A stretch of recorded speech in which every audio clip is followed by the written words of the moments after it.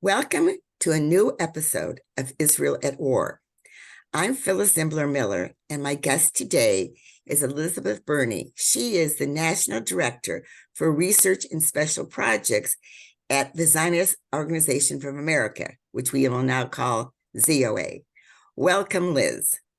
Thank you so much, Phyllis. Wonderful to be here. Thank you. So we're going to cover kind of a wide range of topics. Basically, we're having this talk after the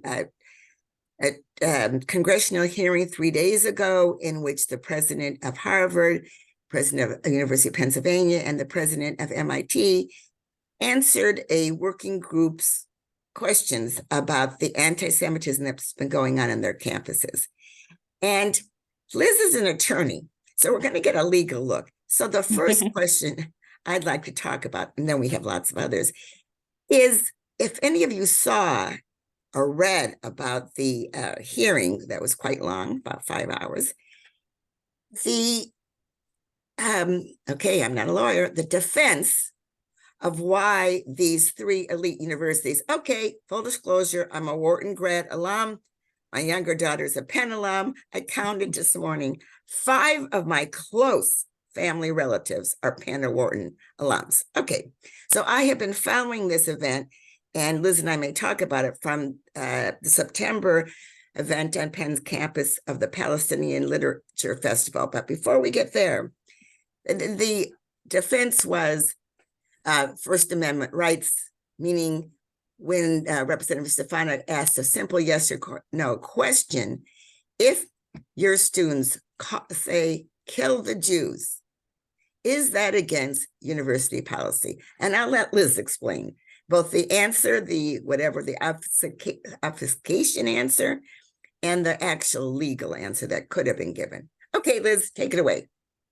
Okay, well, of course, calling for the genocide of Jews should be against any university's policy, in part because it's a horrendous thing to do, but also from a legal standpoint, universities have an obligation under Title VI of the 1964 Civil Rights Act to have a harassment-free environment. And when Jewish students are walking around a campus where you have these lynch mobs running through campus screaming "Intifada, Intifada," Intifada means kill all the Jews. The Intifadas were the terrorist, they call them uprising, but really these waves of terrorism.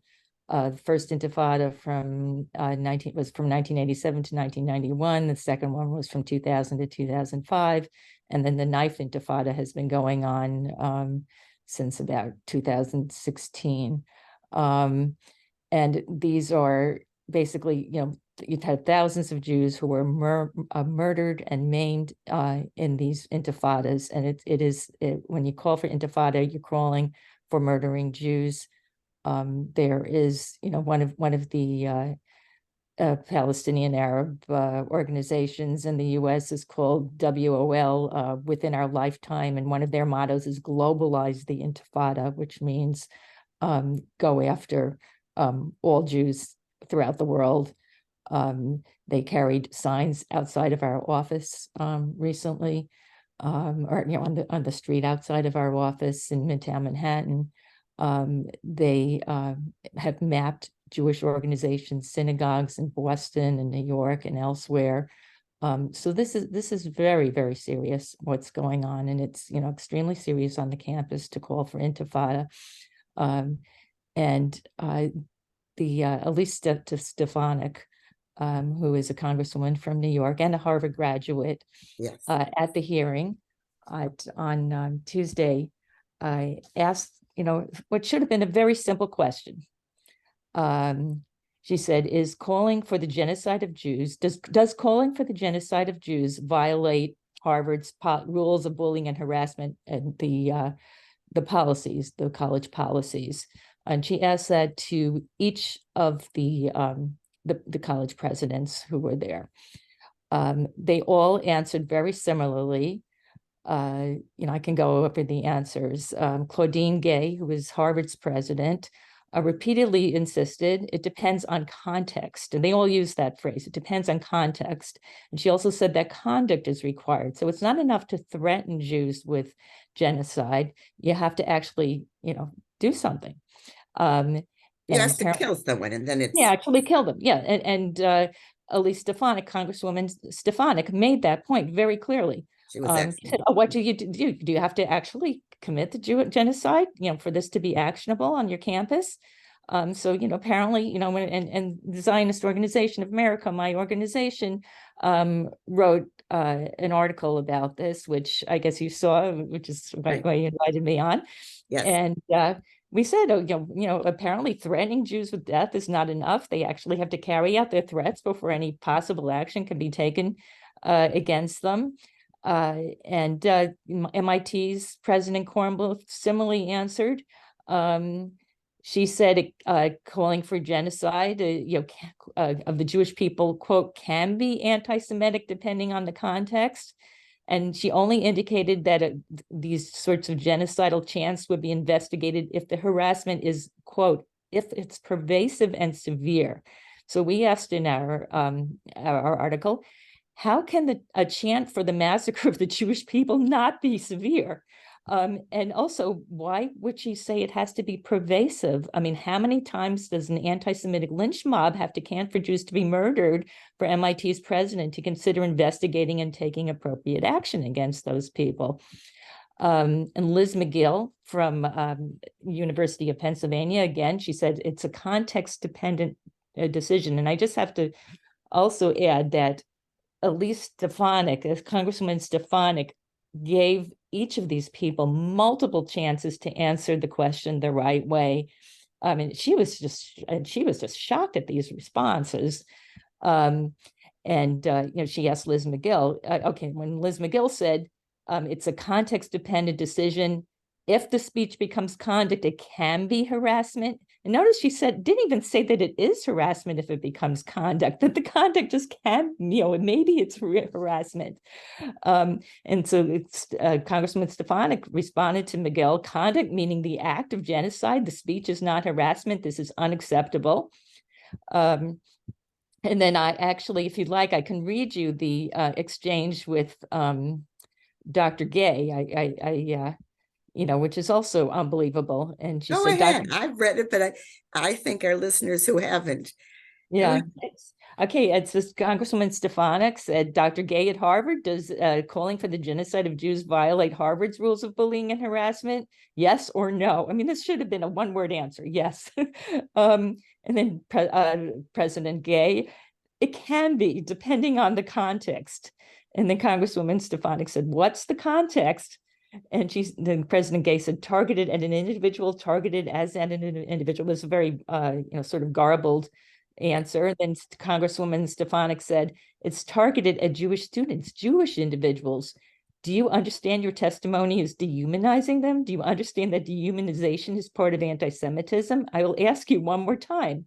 Does calling for the genocide of Jews violate Harvard's rules of bullying and harassment? Yes or no?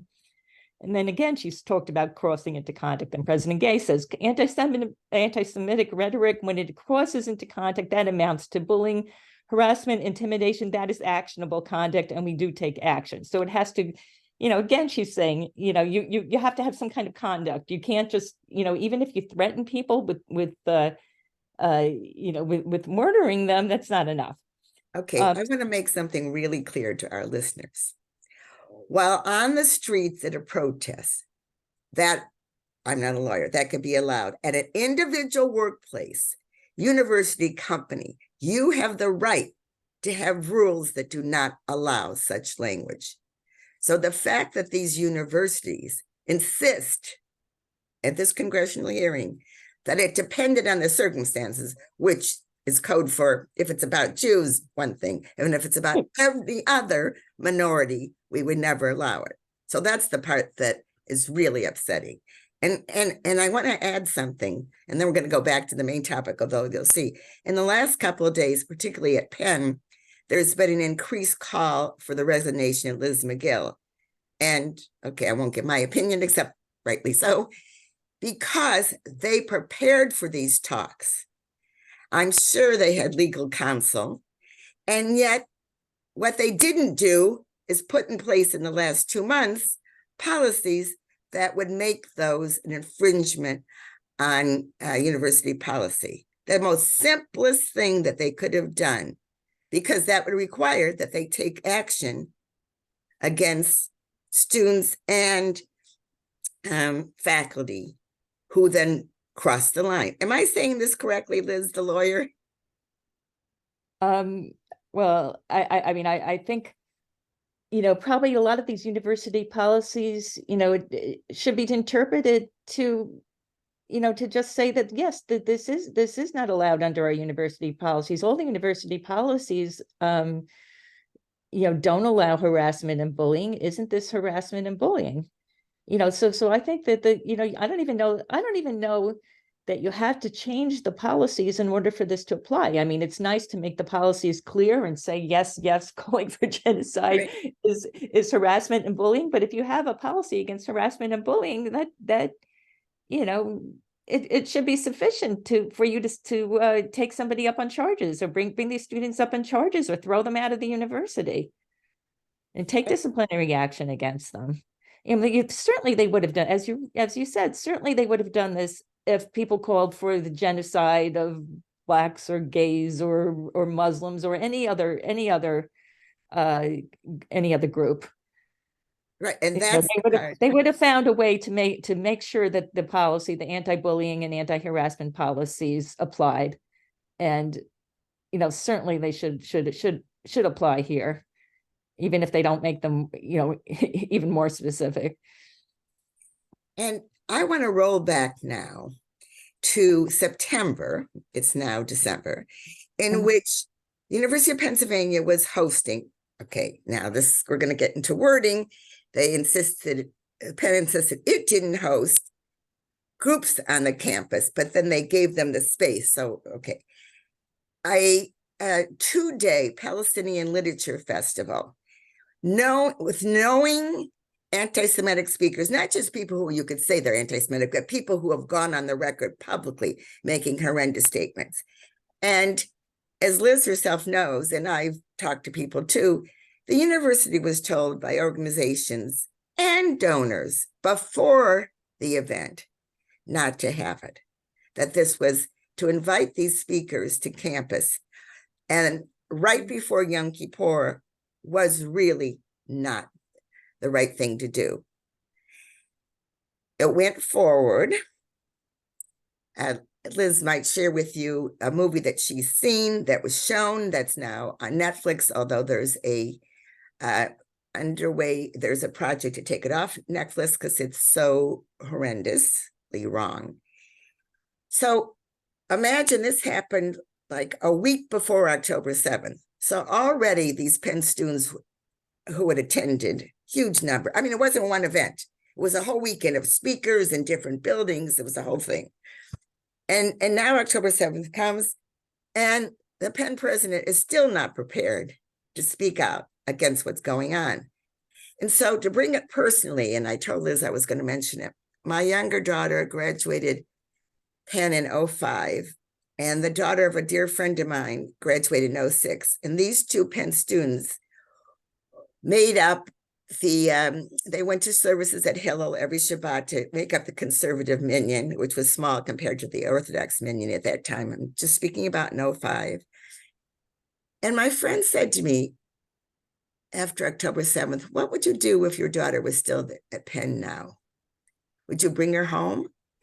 I said, I don't know. What would you do? She said, I don't know. And then I thought about it more, and I wonder whether we would have both said to our daughters, but you can't go to services anymore because it's too unsafe. Yes, there are guards at Hillel, but when you leave Hillel. So this is very personal, and it's personal because as I heard a newscaster last night, and I remembered high school students who applied for early decision at some of these elite colleges are getting their letters now. Mm-hmm. And what are the parents going to, I mean, the parents and the students themselves, how are they going to feel about coming on campuses that in front of congressional hearings, the presidents could not say the right thing? Yeah. Okay, that's my little speech Take it away, Liz, on your side.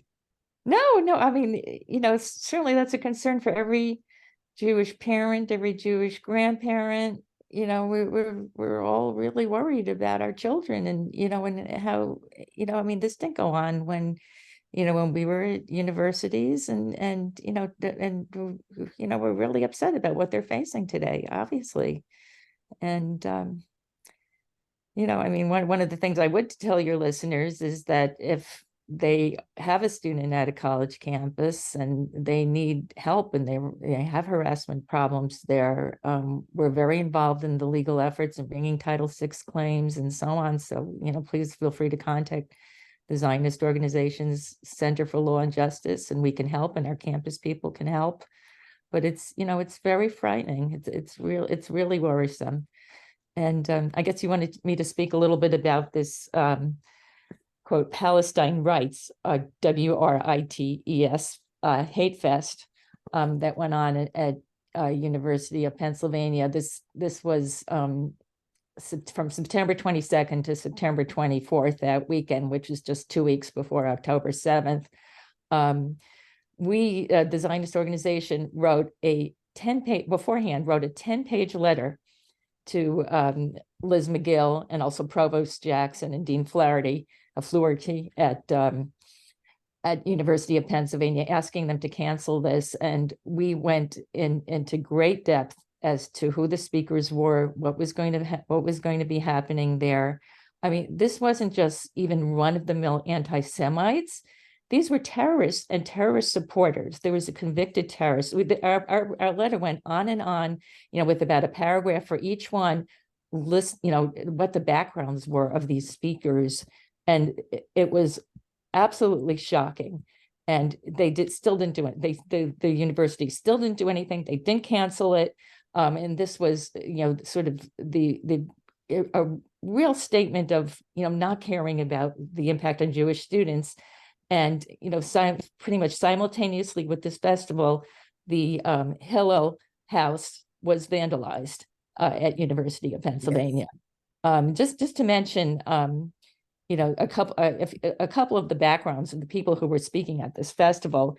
There's somebody named Maze Abu Ghosh, who is a convicted terrorist. She was convicted and sentenced to an Israeli woman's prison, plus had an additional suspended sentence for bearing, possessing, and manufacturing Molotov cocktails, firebombs, meeting with Hezbollah in Lebanon, involvement with the designated terror organization Popular Front for the Liberation of Palestine, that's designated by the U.S. State Department as a terror organization, and been involved in numerous terror attacks, including murdering an Israeli minister.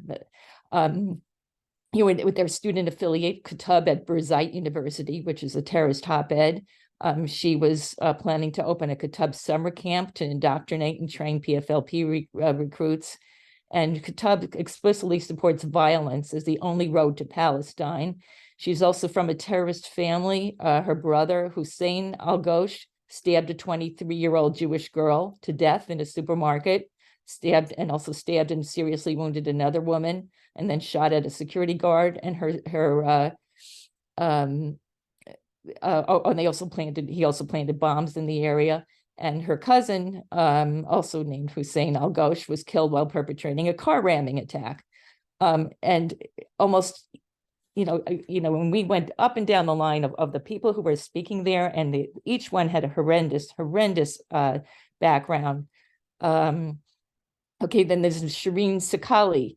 On the 20th anniversary of 9/11, she tweeted a call for continuing the Unity Intifada, the terror wars against Jews, in quote, 48 Palestine. 48 Palestine means all of Israel. And that's basically saying all of Israel should be destroyed in Israeli Palestine. She celebrated the Intifada, the anniversary of one of the Intifadas on Facebook. She honored Palestinian women who participated in the Intifada anti-Jewish terror wars. She tweeted support for Hamas. I mean, it goes on and on and on and on. We have samples of some of the tweets by some of the people. who were, Susan Abuhawa, who was the executive director of the whole thing. Some of her tweets were Yalla, let's go intifada, Yalla, our revolution, Yalla, and the end of Zionist colonialism and apartheid. Someday we will demolish this racist colonial Zionist military state and the world will be a better place for it. Israel's always inventing ways to outdo Nazi sadism. It goes on and on. It's also her website contact page shows her in front of photos of terrorists. Dalal Maghrabi murdered 38 Israelis, including 13 children, and wounded another 71 Israelis in the Tel Aviv Coastal Road massacre. And also PFLP spokesperson Ghassan Kanafani, who was also linked to the Red Army attackers hired by the PFLP to perpetrate the Lod airport massacre, in which 26 people were killed and 80 wounded. By the way, this Ghassan Kanafani was praised and celebrated throughout the Palestine Rights Festival.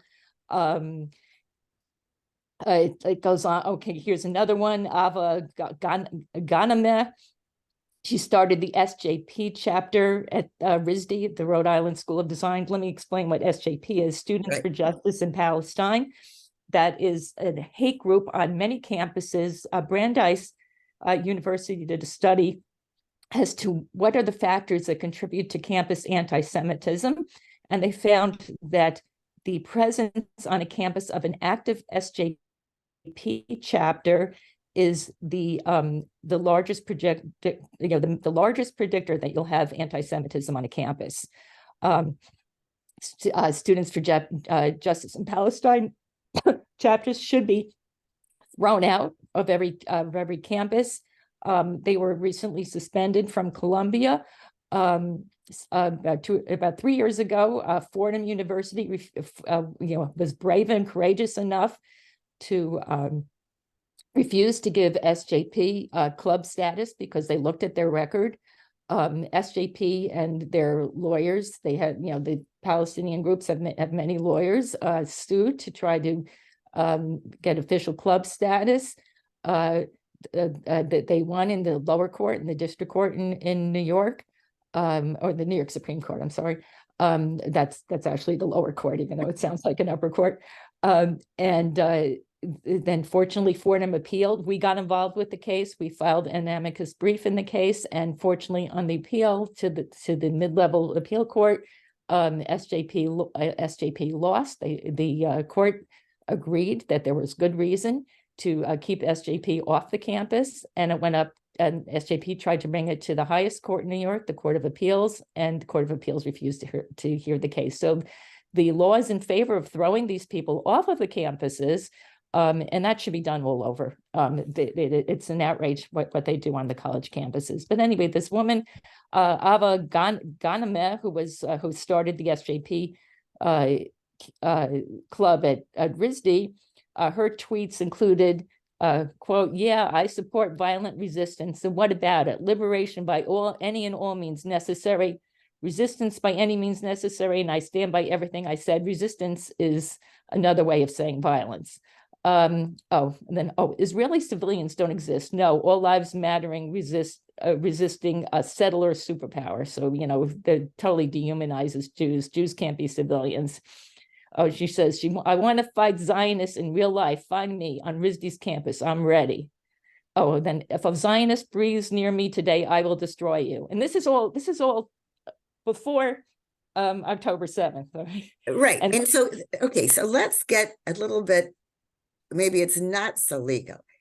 One of Penn's defenses, by the way, was, that it wasn't Penn. So first of all, the easiest thing would have been when ZOA and all these other groups, I've spoken to other groups, including on my co-hosted podcast on YouTube, Never Again Is Now, we interviewed a Penn student, Eyal Jacoby. He was one of the actually witnesses at the Tuesday congressional hearing.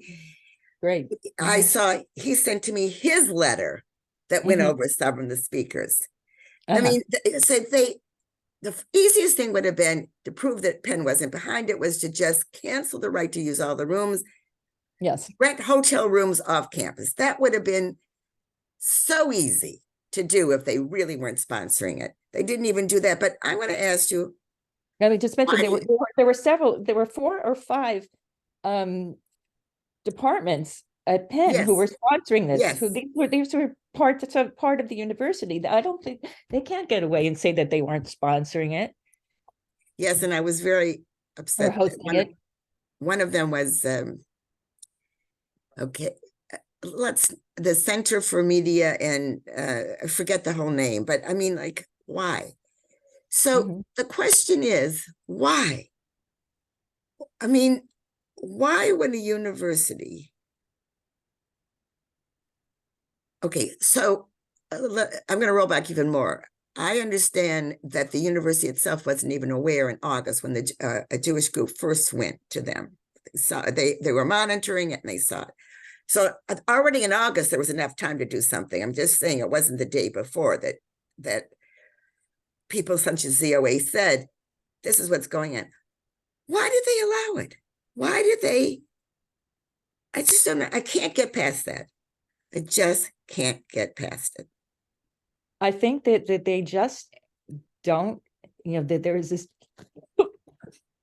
double standard that they always apply, where they just don't take seriously the threats against the Jewish people.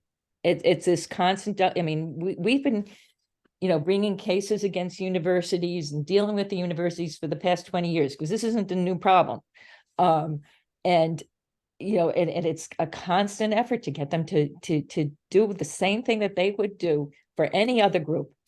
And it's really despicable. It's very demeaning to us. And it's just wrong. And but this is what we find. They constantly employ a double standard where they don't take seriously what's happening to the Jewish community.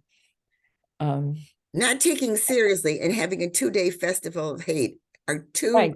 so totally. It's like like on Mars and Venus or whatever. It's just Right, but they always they diminish it. They would never have allowed a 2-day festival of hate against terrorists who were killing some other group. I mean, no way. They would find they would throw they would never have allowed this. but But to me there's this it's more double than standard. There's this double standard that they always apply to Jews, and it's horrific. but it's to me Um, it's not even allow, it's embrace. mhm, yeah, Really, they embrace this festival. I don't want to quote someone that I thought that I talked to behind the scenes, and I was shocked. yeah, Someone who should have known better. And he took it at yeah. face value. It's a literature festival, but we know what their literature is about. Even No. if Oh, none of, did you want me to talk about the film also? yes, let's talk Okay, about the film. okay. The film was actually reverses the reality of what happened in 1948. In 1948, Oh, wait, let's start with November 29th, 1947. okay, in 1947, between when after you had The UN voted. after the UN voted to end the British mandate, and so Britain started pulling out, and they made although this all of Israel, all of the mandate was supposed to go to the Jewish people, the entire mandate, and actually the area that's now Jordan was supposed to go to the Jewish people under binding international law that was passed in the in the early 1920s. However, they voted to recommend dividing up, first of all, Britain carved off 78% of what was supposed to be in Israel and gave it to Jordan back in the 20s. But then there was because the Arabs were constantly attacking Jews, and you had the Hebron pogroms in 1929. You had the Abu Musa pogroms in 1921. Hebron was 1929. And then you had pogroms throughout, Arabs attacking Jews, and from in the late 30s, 36 to 39.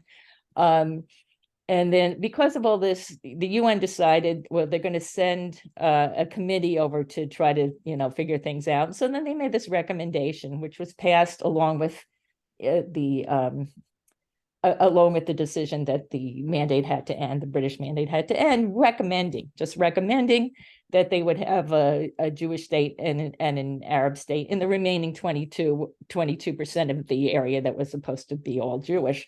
And they recommended an international corpus for Jerusalem, and then for 10 years, and then there would be a vote to see, what would happen to Jerusalem. And obviously the vote would have gone in favor, if that had actually happened, it would have gone in favor of the Jews, because Jews have been the majority in Jerusalem since at least the first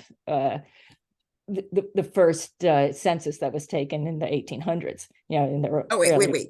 Sorry, got to do the commercial break. The temple, the picture that Liz is sitting in front of, the first and second temple, were over 2,000 years ago. So Jews have been in the land of Israel, in Jerusalem, for over 2,000 years. Okay, commercial break. But we're also, also the majority, they were the majority in Jerusalem for, at least, the first census was taken in around 1840, and, the Jews were the overwhelming majority then. But anyway, so between the time, now that the British were going to pull out, between 1947 and 1948, the local Arabs started attacking like crazy, and all the Arab nations started moving their troops. Some are actually into Israel, some sort of at the border, ready to attack. And then Israel declared its independence in mid-May of 1948, and a few hours later, Egypt bombed Tel Aviv. 6 Arab armies invaded Israel, killed over 6,000 Jews, took Judea and Samaria, which Jordan actually illegally held for the next 19 years until Israel recaptured it in 1967, when Jordan attacked Israel again. And that's a history. And there were numerous massacres of Jews, throughout these periods. This film, and the Palestinian Arabs have rewritten history to say that there was this Nakba and the Jews were chasing out the Arabs. Now, what actually happened was the Jews told the Arabs, stay, we're going to live in peace together. But the Arab armies who were invading said, get out of the way, we're going to overrun the place, leave. You'll come back in a couple of weeks after we kill all the Jews, and you can not only have your house back, you'll have your Jewish neighbor's house back. And there were about 600,000 Arabs in Israel at that time. Many of them were very, very recent. They moved into Israel from from Egypt, from Algeria, from Syria, and so on.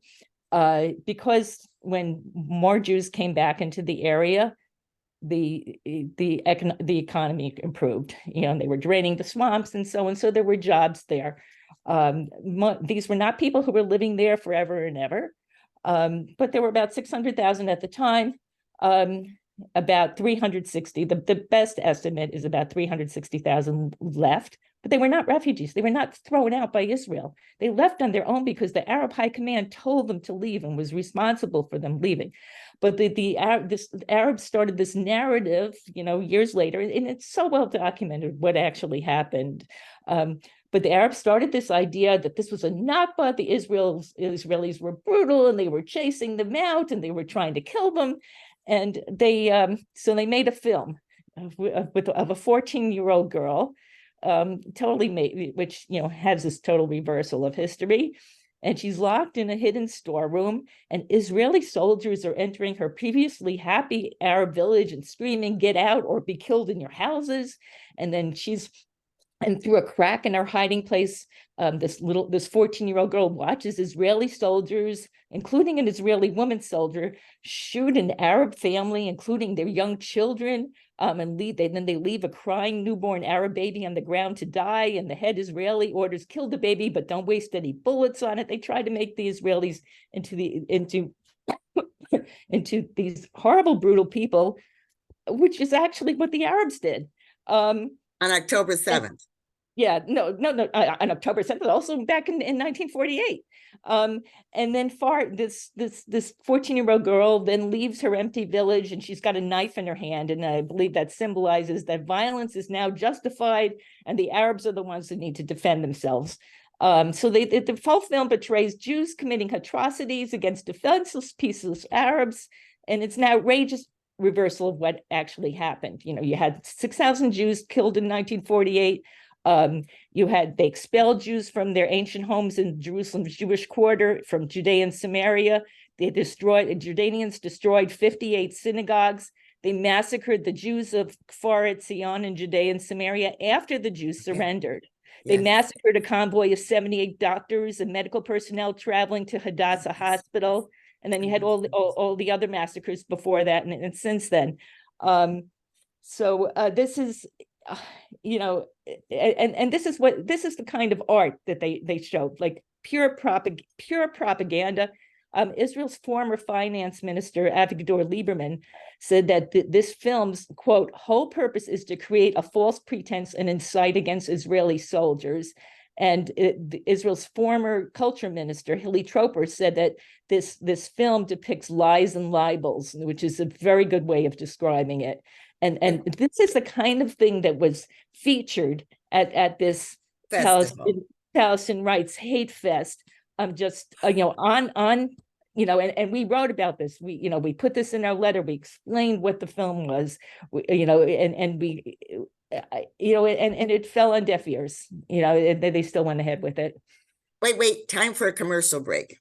Okay. The commercial break is that Jews had lived in Arab lands for many, many, many years. And after 1948, and I don't have the numbers, maybe Liz, they were kicked out of all these Arab lands. About 850,000. How many? 850,000. And instead of Israel putting them in refugee camps to the fourth generation, they incorporated them into Israeli society at a time when Israel, as a new nation, was struggling to survive. And we don't talk about this enough. And I'm not going to go on and on because we have other things, but I always want to remind people of these Jews were kicked out because their lives were made miserable in these countries. Okay, so now we don't have so much time left. I want to give Liv, first of all, I would like her to tell a little bit about how people listening to this show who need help on college campuses can go to the ZOA. So could you explain a little bit about that? Yeah, please contact us at info@zoa.org. Susan Tuckman is the head of our, is a wonderful attorney who's the head of our Center for Law and Justice, who is in charge of that area. We also have campus professionals. We have, other things that ZOA have is we have government relations department, and obviously we do a lot in the media. But just let us know that you're a student, that you're having a problem on your college campus. Or I guess you could call ZOA 212-481-1500. I guess you can ask for Susan, and we're happy to help you. Really, we're here for you. Obviously, there's no charge or anything. We do this. That's what we do. We're here to help the Jewish community and the pro-Israel community. We've also helped pro-Israel non-Jews who've been harassed and discriminated against on college campuses. Okay, wait, let's repeat. Say that again. Okay, no, I'm saying, it's... Yeah, what I'm trying to say is that ZOA isn't just there to help Jews, help non-Jews also who are facing this kind of harassment. I just wanted to make sure people heard it. Yeah, because there are definitely a lot of non-Jews who have stuck up for Israel, and some of them have faced harassment because of that. And we're here for you. We're here for you.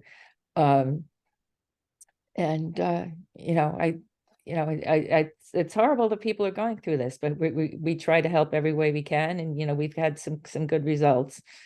I did want to mention one other thing that came up in the hearing, by the way. It's ZOA.org, Zionist Organization of America, easy to find us. I also wanted to mention something else that came up a lot at the hearing. There were a number of people who kept, I guess all on the Democratic side, who were saying, who were praising President Biden's strategy for combating anti-Semitism. And it's a very flawed strategy. There are a lot of problems with that strategy, which, if you have a minute, I'd like to go through those. Yes, go ahead. Okay, there's something called the IHRA definition, the International Holocaust Remembrance definition of anti-Semitism, which is a very good definition. And it includes, certain types of anti-Zionism and singling Israel out. It's a lot of, because a lot of anti-Semitism now is masquerades as just anti-Israelism. And that's a definition that's been widely accepted and should be used. But the Biden strategy really downgraded that important and very good definition of anti-Semitism. And it said, and this is past tense, that the US has embraced the IHRA definition of anti-Semitism.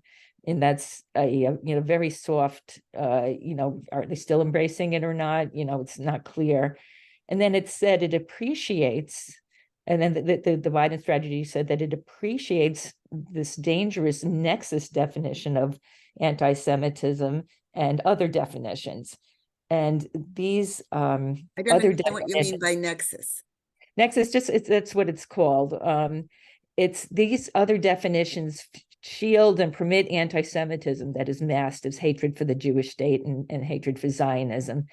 And prior to President Biden releasing this strategy, we wrote to him and asked him, you need to just adopt the IHRA definition in the strategy and that these other definitions are very dangerous. You should not be adopting those definitions, which basically give a whitewash to all the Israel hatred. And unfortunately, that's not what happened. The Nexus document Wait, I want to give a commercial break again, because I do a lot of work with the IHRA definition. This definition has been accepted in many, many places around the globe. And yes. What's really important, and I want to give one example, it really helps people who don't understand, because after the general definition, it gives examples. Right. And I will just give you one simple example. If you say you're against any country building a wall separating to prevent people from entering, including Israel, that's not anti-Zionism. But if you are for never say anything about any other country except that Israel builds a wall, then that is anti-Semitic. And it's at that level, it really explains it, and it's excellent. I will include, okay, I'm going to say I'll include at the end of this interview the link to it. Go ahead. Yeah, that's very, very good what you just pointed out. But one of the problems with the Biden strategy is it doesn't use the IHRA, right? The IHRA examples. It mentions it has embraced the IHRA definition, but it doesn't use the examples, which are very, very important and really integral to understanding IHRA. I also wanted to mention here, I have some quotes from the Nexus document. The Nexus document says a disproportionate focus on Israel and treating Israel differently from other countries cannot necessarily be considered anti-Semitic. So it's the opposite. It's the opposite of IHRA, and this is what it was embraced in the Biden strategy. It's really, really problematic. And it doesn't recognize anti-Zionism as anti-Semitism. And anti-Zionism, of course, is simply the right of the Jewish people to self-determination and to live as a nation state in their religious and ancestral homeland. This is really quite startling. Also, the Biden strategy, in addition to failing to, also to mention the IHRA examples of anti-Semitism and kind of downgrading the best definition of anti-Semitism, it failed to explicitly identify or deal with any sorts of anti-Semitism other than white supremacy. It never identified Black supremacy, that, you know, such as Louis Farrakhan, or Black Lives Matter's anti-Semitism, such as the Jewish pogroms that they perpetrated out in Los Angeles, radical Islamist anti-Semitism, the hatred of Jews and the sole Jewish state perpetrated by the Congressional Squad members, such as Ilhan Omar and Rashida Tlaib, Betty McCollum and Cori Bush, Bernie Sanders, and Jamal Bowman. And another issue with the Biden strategy is that it diminishes and dilutes this unique hatred of anti-Semitism, which is, you know, hate crimes against Jews are 63% of all hate crimes committed, religious-based hate crimes, even though Jews are only 2% of the population. And what the Biden strategy does is it lumps anti-Semitism together with, quote, Islamophobia, homophobia, transphobia, and misogyny, which really dilutes the whole power of having an anti-Semitism strategy, which is very problematic. And incidentally, going back to the hearing for a minute, all three of these college presidents, in their opening statements, you know, which were pre-written, their pre-written opening statements, also made comments, you know, started decrying Islamophobia. Instead of sticking to the topic of anti-Semitism, they all tried to dilute it by talking about Islamophobia. And none of them mentioned that the Islamists are the main ones perpetrating the anti-Semitism on the college campuses. And, you know, I don't know that people focused on that about the hearing, but that was just, you know, another one of the, you know, the many, you know, troubling things that went on there. Let me just say this as we can, and I'll give you one last chance. And we also didn't talk about who funds Students for Justice for Palestine. It's a whole nother subject that we don't have time, but let's just give you one I can sentence. answer that. I can give you an answer in about a minute.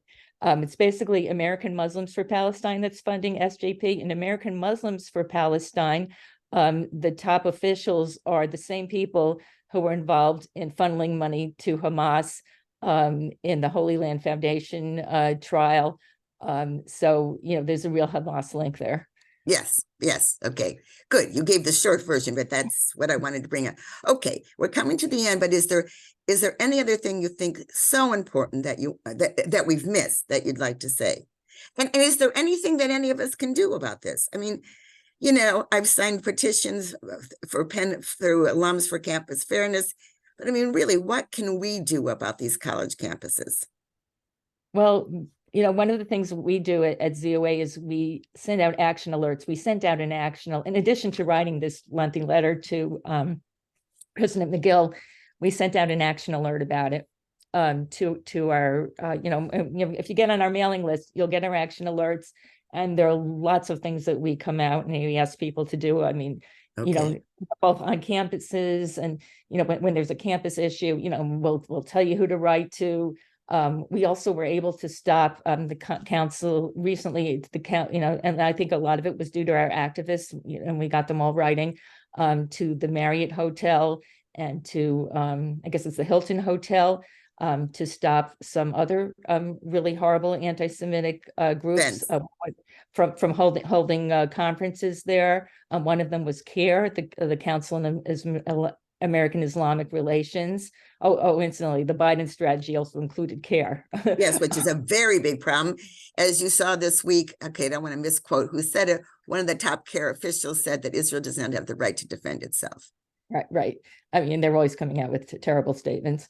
And so we stopped their national, you know, I guess it was their national shindig, and also the U.S. Campaign for Palestinian Rights, which is a anti-Semitic boycott group. We stopped we stopped their conference at the Hilton Hotel, and that was you know, partly due to our activists. And we send this out. We've also been very active with trying to bring people to justice who commit crimes against Jews. The Joey Borgen case, we've been getting our, this is a Jewish guy who was just walking in Midtown Manhattan, and an Arab gang of about 6 Arabs attacked him and almost killed him, kicking him, hitting him with crotch. This was about 2.5 years ago. Okay, keep going. and we've been telling our activists, actually this this Monday, the 18th and the 20th, there are going to be hearings for the last two of his attackers, for their sentencing hearings. But we've been sending out the action alerts, letting people know, so that in the last sentencing hearing, we got 100 people there, and to let him know that he's supported when he has to make a victim statement each time there's a sentencing hearing, which is a very difficult thing, confronting these attackers who almost killed you. And so we're tracking a lot of these criminal legal cases to try to make sure that we get people. So, show up at these, and show up at the demonstrations, show up in court, support, ZOA, get involved with us, and other groups that are trying to help. Okay, so you go to ZOA.org, you get on the mailing list, and you can start doing something. Right. So I thank our guests very, very much. This has been a really interesting conversation. And as I'm currently ending my shows, I say, bring them home. Yes, yes.